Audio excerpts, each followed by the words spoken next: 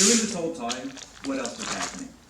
His son and his son's business partner were raking in over $1 million a year for what was regarded as one of the most corrupt Ukrainian companies in the energy sector, owned and controlled by one of the most corrupt oligarchs. Were Vice President Biden's words and advice to Ukraine just hollow? According to the House Management, the answer apparently was yes. They were empty, at least when it came to anyone questioning his son's own sweetheart deal, his own son's deal with Ukraine's corruption and oligarchy. Again, to raise Manager Schiff's own question, money from foreign corrupt companies, no problem. You can pay family members of our highest government officials, and no one is allowed to even ask questions. What was going on?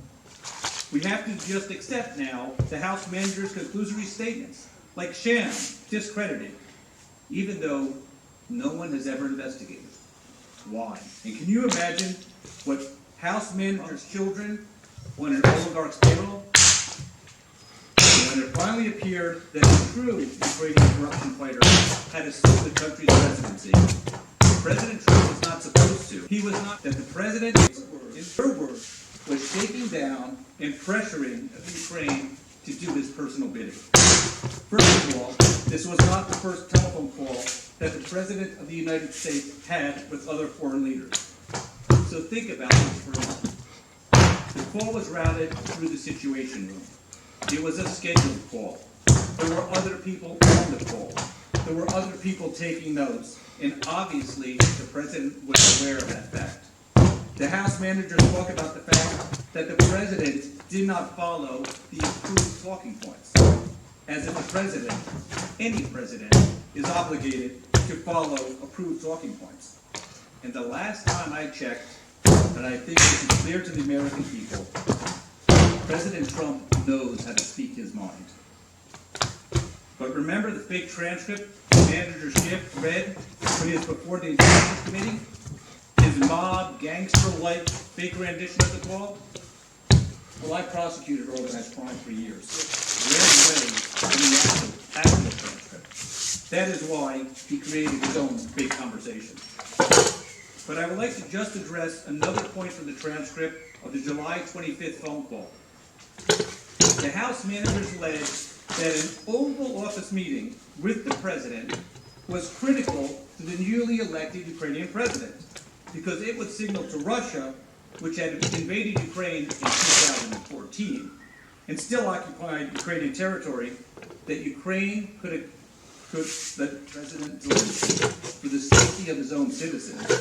He would have immediately jumped at the opportunity to come to the Oval Office, especially when President Trump offered him that invitation during the July 25th call. But let's see what President Zelensky actually says when he's invited to Washington on the call. He does not say, oh, this is what I would like to do. It's critical for my people. We will arrange it immediately. His response is, I would be very happy to come, and would be happy to meet you personally and get to know you better. On the other hand, I believe that on September 1st, we will be in Poland, and we can meet in Poland. In an Oval Office meeting was critical to President Zelensky. That was the time to say so, not to suggest another venue. When we look at the evidence that is before us, it is clear that the only people who talked about having an Oval Office meeting were lower-level government employees who thought it was a good idea, and Trump enforced against the Russians. That is what the transcript of the July 25th call demonstrates. Let us now consider what President Zelensky knew about the support that President Trump had provided to Ukraine compared to the support, or more accurately, lack thereof, that the prior administration had provided to Ukraine. In February 2004, Russia began its military campaign against Ukraine. Against the advice and urgings of Congress and many in his own administration, President Obama refused then and throughout the remainder of his presidency to provide lethal assistance to Ukraine. In the House, Manager Schiff joined many of his colleagues in a letter-writing campaign President Obama urging, quote, the U.S. must supply Ukraine with the means to defend itself, close quote, against Russian aggression, and urging President Obama to quickly approve the defensive weapons system. The very next day, this Senate passed a unanimous resolution urging the President to prioritize and expedite the provision of defensive lethal and non-lethal military assistance to Ukraine, consistent with the United States national policy. As one senator here stated in March 2015, providing non-lethal equipment like night vision goggles is all well and good, but giving the Ukrainians the ability to see the Russians coming, but not the ability to stop them, is not the answer. Yet, President Obama refused.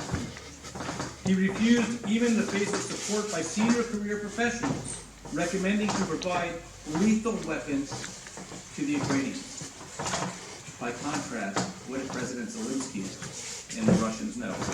They knew that President Trump did provide that support. That clearly was the most material thing to him. Much more than important than a meeting in the office. The House managers also made much of their contention that President Trump supposedly wanted President Zelensky only to announce an investigation, not conduct anything. But that contention makes no sense. President Trump's call with President Zelensky was in July of 2019, almost a year before the next election.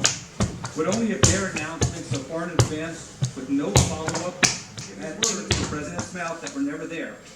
Again, look at the transcript of the July call. President Trump never asked about any announcement of any type of investigation. And President Zelensky tells President Trump, quote, I guarantee as the President of Ukraine that all the investigations will be done openly and candidly. That I can assure you. What happened next?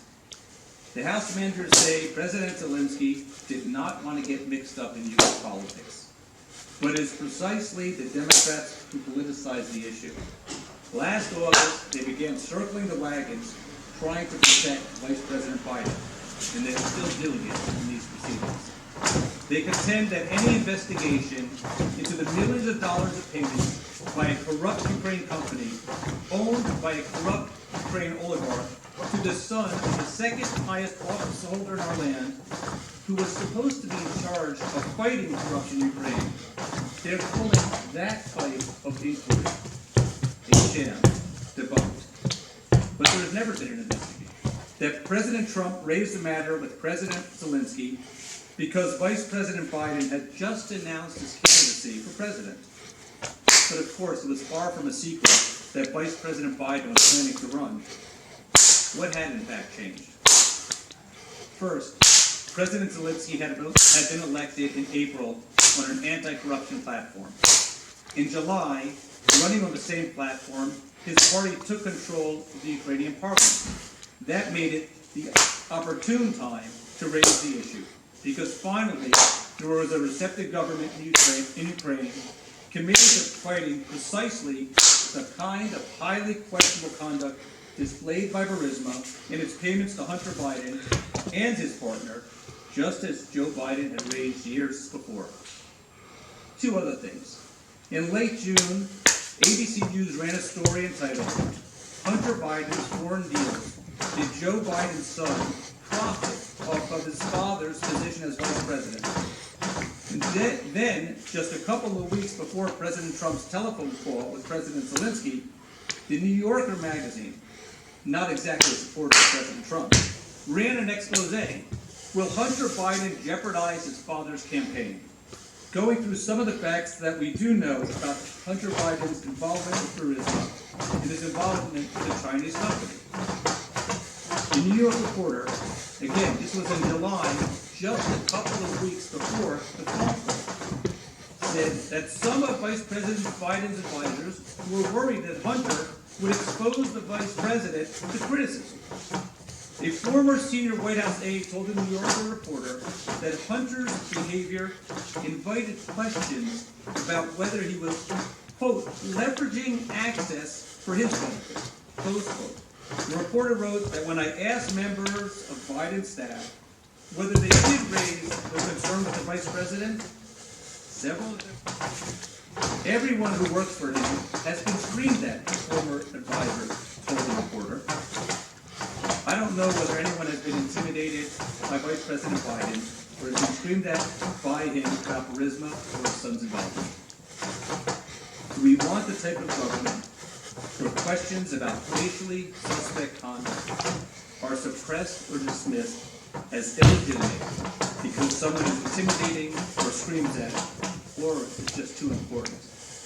No, that is precisely when an investigation is most important.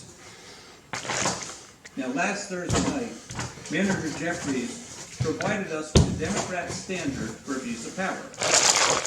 He said, quote, abuse of power occurs when the president exercises his official power to obtain a corrupt personal benefit while ignoring or injuring the national interest.